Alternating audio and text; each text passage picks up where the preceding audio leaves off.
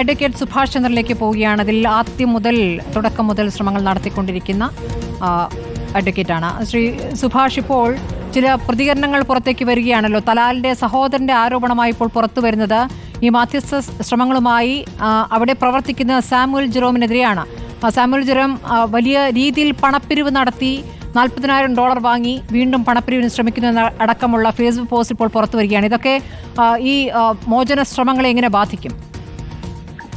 ഞങ്ങൾ ഭയങ്കര ആശങ്കയിലാണ്. ഞങ്ങൾ ഇതുമായി ബന്ധപ്പെട്ടുകൊണ്ട് വരുന്ന ഓരോ വാർത്തകളും ഈ മോചന ശ്രമങ്ങളെ വളരെ ദോഷകരമായി ബാധിക്കുന്നുണ്ട്, നേരത്തെ ബാധിച്ചു എന്നുള്ളത് വസ്തുതയാണ്. കാരണം നമുക്കറിയാം 16-ാം തീയതിയാണ് നിമിഷയുടെ വധശിക്ഷ തീരുമാനിച്ചിരുന്നത്. 15-ാം തീയതി ഉച്ചയോടുകൂടിയാണ് ബഹുമാനപ്പെട്ട കാന്തപുരത്തിന്റെ ഉൾപ്പെടെയുള്ള ഇടപെടലിന്റെ ഭാഗമായി ഇതിന് ഉത്തരവിനൊരു സ്റ്റേ ലഭിക്കുന്നത്. ആ ഉത്തരവ് വന്ന ഉടൻ തന്നെ അത് മാധ്യമങ്ങളുമായി ഷെയർ ചെയ്ത ഉടൻ തന്നെ ഈ ഇപ്പോൾ ആരോപണ വിധേയനായ സാമുവൽ വിവിധ മാധ്യമങ്ങളിൽ വന്നുകൊണ്ട് ഇത് ഫേക്ക് ആയിട്ടുള്ള, ഇത് വ്യാജമായി പടച്ചുവിട്ട ഒരു ഉത്തരവാണ് എന്ന് ആരോപണം ഉന്നയിക്കുകയും സാമുവലും അദ്ദേഹത്തിന്റെ കൂടെയുള്ള അഡ്വക്കേറ്റ് ദീപ ജോസഫ്, അതുപോലെ തന്നെ ബാബു തുടങ്ങിയ ആളുകൾ വിവിധ മാധ്യമങ്ങളും വിവിധ വ്യക്തികളോടുമൊക്കെ ഇത് പടച്ചുവിട്ട അല്ലെങ്കിൽ ഇത്തരത്തിൽ വ്യാജമായി ഉണ്ടാക്കിയ ഒരു ഉത്തരവാണ് എന്ന രീതിയിൽ പ്രചരിപ്പിച്ചിരുന്നു.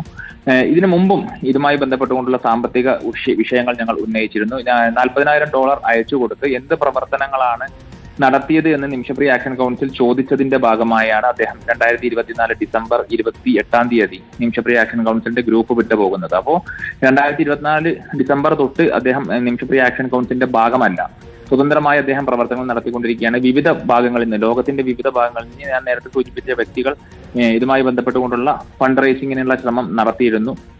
അപ്പൊ ഇതെല്ലാം ഈ നിമിഷയെ അദ്ദേഹത്തിന്റെ സഹോദരൻ ഇന്ന് ആരോപിച്ചിരിക്കുന്നത് അല്ലെങ്കിൽ അദ്ദേഹം വ്യക്തമാക്കിയിരിക്കുന്നത് ഈ കോടതി വിധി വന്ന ദിവസം കോടതി വരാന്തയിൽ വെച്ച് നിമിഷയുടെ വധശിക്ഷ ശരിവെച്ചുകൊണ്ട് സുപ്രീം കോടതി വിധി വരുന്ന ദിവസം കോടതി വരാന്തയിൽ വെച്ച് കാണുന്ന സമയത്ത് സുപ്രീം കോടതിയാണോ ഏത് കോടതിയാണെന്നല്ല, കോടതി വിധി വന്നു എന്നാണ് പറഞ്ഞത്. അങ്ങനെ വന്ന സമയത്ത് 1000 അഭിനന്ദനങ്ങൾ എന്ന് പറഞ്ഞ് ഇദ്ദേഹം അഭിനന്ദിച്ചു എന്നാണ് പറയുന്നത് സാമുവൽ ജെറോം. അപ്പൊ ഇത്തരത്തിൽ ഇങ്ങനെ ഒരു മാനസികാവസ്ഥയുള്ള ഒരാൾക്ക് എങ്ങനെയാണ് നിമിഷയുടെ ജീവൻ രക്ഷിക്കാൻ വേണ്ടിയുള്ള പ്രവർത്തനങ്ങൾക്ക് മുന്നിട്ടിറങ്ങാൻ സാധിക്കുക എന്നുള്ള ചോദ്യമാണ് സ്വാഭാവികമായും ഉയരുന്നത്. തീർച്ചയായും താങ്കൾ വളരെ ഗുരുതരമായ ആരോപണമാണല്ലോ ഉന്നയിക്കുന്നത് ശ്രീ സുഭാഷ്. അങ്ങനെയെങ്കിൽ ഈ സാമുവൽ ഇപ്പോൾ ഇവരുടെ കുടുംബത്തെയും കയ്യിലെടുത്തു എന്ന് വേണമോ കരുതാൻ? അമ്മയുടെ കൂടെ മുഴുവൻ നടക്കുന്നതൊക്കെ ഇയാളാണല്ലോ. അല്ല, അത് ഞങ്ങൾ ഉന്നയിച്ച ആരോപണമല്ല സ്മൃതി. ഞങ്ങൾ ഇതുമായി ബന്ധപ്പെട്ടുകൊണ്ട് ഞങ്ങളുടെ സംഘടനയ്ക്കകത്തുണ്ടായ പ്രശ്നങ്ങൾ, സാമൂഹ്യമായി ബന്ധപ്പെട്ടുണ്ടായ പ്രശ്നങ്ങൾ ഞങ്ങൾ പറഞ്ഞിരുന്നു. അദ്ദേഹത്തോട് ഞങ്ങൾ ആവശ്യപ്പെട്ടത് നടത്തിയ പ്രവർത്തനങ്ങൾ ഞങ്ങളോട് അറിയിക്കണം. സ്വാഭാവികമായും ഞങ്ങൾ കേരളീയ സമൂഹത്തിൽ നിന്ന് 500,000 രൂപ പിരിച്ചുകൊണ്ട് ആണ് ഈ ഒരു 38 ലക്ഷം രൂപ, ഏതാണ്ട് $40,000 അദ്ദേഹത്തിന് നൽകിയത് നിമിഷയുടെ മോചന ശ്രമങ്ങൾക്കായി. അപ്പൊ അത് എന്തിനു ഉപയോഗിച്ചു, എന്തൊക്കെ ചർച്ചകളാണ് നടക്കുന്നത് എന്നതിനെ സംബന്ധിച്ച് ഞങ്ങൾ അറിയിക്കാൻ വേണ്ടി പറഞ്ഞപ്പോഴാണ് അദ്ദേഹം സ്വമേധയാ ഗ്രൂപ്പ് വിട്ട് അത് നിങ്ങളോട് മറുപടി പറയാൻ എനിക്ക് പറ്റില്ല എന്ന് പറഞ്ഞുകൊണ്ട് സ്വമേധയാ ഗ്രൂപ്പ് വിട്ട് പോകുന്നത്. അത് ഞങ്ങൾക്ക് ആ പണം അദ്ദേഹത്തിന് നൽകി ഞങ്ങൾ അയച്ചു കൊടുത്തത് ഇന്ത്യൻ എംബസിക്കാണ്. ഇന്ത്യൻ എംബസിയിൽ നിന്ന് അദ്ദേഹവും അവിടുത്തെ പ്രാദേശികമായ അഭിഭാഷകനും ചേർന്ന് ആ പണം കൈപ്പറ്റിയെന്നാണ്. പക്ഷെ അതുമായി ബന്ധപ്പെട്ട് ഇപ്പോൾ ഇന്ന് അദ്ദേഹത്തിന്റെ സഹോദരൻ തലാലിന്റെ സഹോദരൻ ആരോപണം ഉന്നയിക്കുന്നത് ഇതുവരെ ചർച്ചകളൊന്നും നടന്നിട്ടില്ല. അത് തന്നെയാണ് ഞങ്ങളും അന്ന് ചോദിച്ചിരുന്നത്. ഞങ്ങൾ ചോദിച്ചത് നടന്ന ചർച്ചകളുടെ വിശദാംശങ്ങൾ ചോദിക്കുന്ന സമയത്ത് ഈ പണം കൈപ്പറ്റി അദ്ദേഹം ഈ ഗ്രൂപ്പ് വിട്ട് പോകുന്ന ഒരു സാഹചര്യമാണ് ഉണ്ടായത്. ഇപ്പോൾ അദ്ദേഹം തന്നെ ഈ കോടതി വരാന്തയിൽ വെച്ച് നടന്ന സംഭവങ്ങൾ തലാലിന്റെ സഹോദരനാണ് വിശദീകരിക്കുന്നത്. അപ്പൊ ഇത്തരത്തിലുള്ള ആരോപണങ്ങൾ ഉന്നയിക്കുന്ന സമയത്ത് ഞങ്ങൾക്ക് സ്വാഭാവികമായും ആശങ്കയുണ്ട്. കാരണം നിമിഷയുടെ അമ്മ അദ്ദേഹത്തിന്റെ കൂടെയാണ്. 1 മാസത്തെ സന്ദർശനത്തിന് വേണ്ടി, മകളെ കാണാൻ വേണ്ടിയാണ് ഞങ്ങൾ അവരെ പറഞ്ഞയച്ചത്. കോടതിയിൽ കേസ് നടത്തിയാണ് ഞാൻ അവർക്ക് പോകാനുള്ള അനുമതി വാങ്ങിക്കൊടുത്തത്. അന്ന് ആക്ഷൻ കൗൺസിൽ തന്നെ പറഞ്ഞത് 1 മാസം കഴിഞ്ഞ് അവരെ തിരിച്ചയക്കണമെന്ന് ഞങ്ങൾ ആവശ്യപ്പെട്ടിരുന്നു. ഇടക്കാലത്ത് നിരവധി തവണ കഴിഞ്ഞ തണുപ്പ് കാലത്തൊക്കെ അമ്മയ്ക്ക് ആരോഗ്യ പ്രശ്നങ്ങൾ ഉണ്ടായിരുന്നു. ആ സമയത്തെല്ലാം അമ്മയെ തിരിച്ചയക്കണമെന്ന് ആവശ്യപ്പെടുന്ന സമയത്ത് അമ്മയെ തിരിച്ചയക്കാത്തൊരു സാഹചര്യമാണുള്ളത്. ഇപ്പോൾ 1 വർഷവും 3 മാസവുമായി അമ്മ പോയിട്ട് ഇപ്പോൾ തലാലിന്റെ കുടുംബം തന്നെ ഇത്തരത്തിലുള്ള ആരോപണങ്ങൾ ഉന്നയിക്കുന്ന സമയത്ത് അത് സ്വാഭാവികമായും ഞാൻ മനസ്സിലാക്കുന്നത് ഇനി സാമുവലിന് അവിടെ ദീർഘകാലം നിൽക്കാൻ കഴിയില്ല. യമനിലെ ഒരു പൗരൻ തന്നെ ഇത്തരത്തിലുള്ള സാമ്പത്തിക ക്രമക്കേട് ഉൾപ്പെടെയുള്ള ആരോപണങ്ങൾ ഉന്നയിക്കുന്ന സമയത്ത് ഇത്തരം ഒരു കേസിനകത്ത് അദ്ദേഹത്തിന്റെ വിസ താമസിയാതെ തന്നെ റദ്ദാക്കപ്പെടുന്ന സാഹചര്യം ഉണ്ടായിരിക്കും.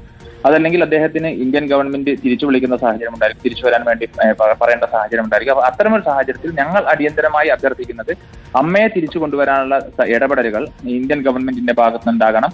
ബാക്കി കാര്യങ്ങൾ മുന്നോട്ട് കൊണ്ടുപോകാൻ വേണ്ടി ആക്ഷൻ കൗൺസിലും അതോടൊപ്പം തന്നെ ഈ മർക്കസും ഉൾപ്പെടെയുള്ള കാന്തപുരത്തിന്റെ ബന്ധങ്ങളും എല്ലാം ഞങ്ങൾ ഉപയോഗപ്പെടുത്തിക്കൊണ്ട് ചർച്ചകൾ മുന്നോട്ട് പോകുന്നുണ്ട്.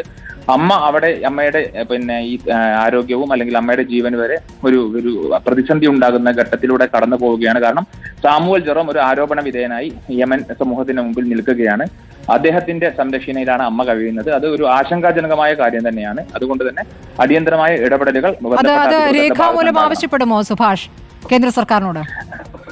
സ്വാഭാവികമായും ഇക്കാര്യങ്ങൾ ഞങ്ങൾ ഇന്നാണ് കേന്ദ്ര സർക്കാരിന് ഇതുമായി ബന്ധപ്പെട്ടുകൊണ്ടുള്ള നിവേദനം നൽകാൻ പോകുന്നത്. ഈ നേരത്തെ സുപ്രീം കോടതി പറഞ്ഞ പ്രകാരം ഒരു യാത്രാനുമതിക്കായി ഒരു സംഘത്തിന്റെ നിവേദനം നൽകുന്നുണ്ട്. ആ നിവേദനത്തിനകത്ത് ഞങ്ങൾ ഇക്കാര്യങ്ങളെല്ലാം സൂചിപ്പിക്കും. ഇത്തരത്തിലുള്ള ആരോപണങ്ങൾ ഉയർന്നു വന്നതും മറ്റു കാര്യങ്ങളെല്ലാം സൂചിപ്പിക്കും.